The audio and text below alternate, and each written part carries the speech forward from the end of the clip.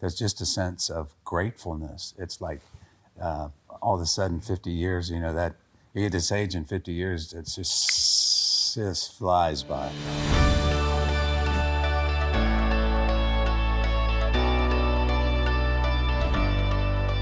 The roots is I was also over my head making pizzas. We were busier than heck, and I was trying to keep up with it. And our big bottleneck was putting pepperoni on pizza. We put 100 pieces on, and we're trying to keep up with the Russian, and we're stuck with putting 100 pieces. I said, there's got to be a machine out there. And it's interesting how when there's a need, how your imagination sort of gives you a picture of it. I went down to the machine shop and said, hey, I got an idea. It's a horizontal band blade and pulleys. And so I would go over there and explain to them what I saw in this dream. We kind of hacked it together, and the testing and stuff was just in the store itself. And we'd take it down there for a Friday night, and I'd tell all these, I worked with all these, these right. kids are, they're all in high school. Yeah. And so I said, well, you guys, Friday night's going to be easy tonight, and I go in there and cut about 5 pizzas, and the blade would break. And the kids would just look at me and howl, and they say, that'll never work, So we finally got, the blades right and so on, and got a patent on that machine, and tried to sell it to the locals, and it was too big, too hard to clean. Right.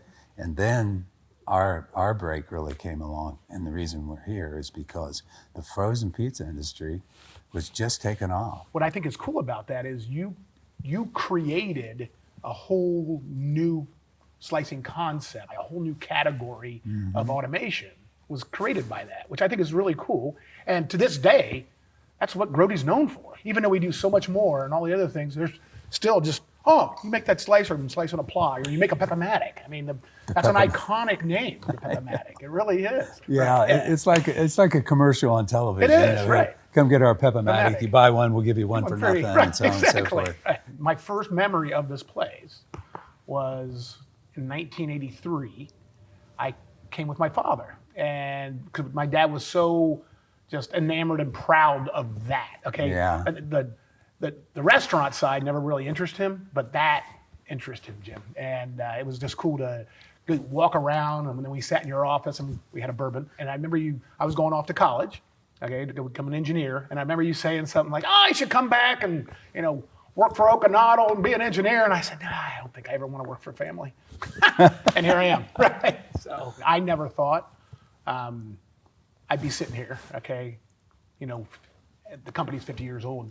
I see us continuing to expand our footprint. I really believe we can, because good companies, okay, should grow, right? Good companies should do more. We can impact not only more people that work for us, but we can impact more people that buy things from us. Mm-hmm. And think of what we can do as the Grote organization as we continue to grow, and how we affect more than just our corner of the world. We're starting to have a couple corners, okay? And that's pretty exciting, right? And if you can continue to deliver, right? Continue to keep all your morals intact and how you do business and take care of the customer like that, there's no reason we won't, right? You can keep your principles and make money. It gets back to those principles that you grew up with, and these 2 great commandments in Christianity are love with your whole heart, your whole mind, and your whole soul, and love your neighbor as yourself.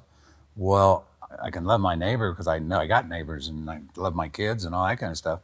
But loving everybody unconditionally, which is the highest form of love, I said, now that's something to aspire to. And years later, using the word agape, Greek, for the highest form of love, was putting in that first part of those two great commandments of love with your whole heart and your whole soul.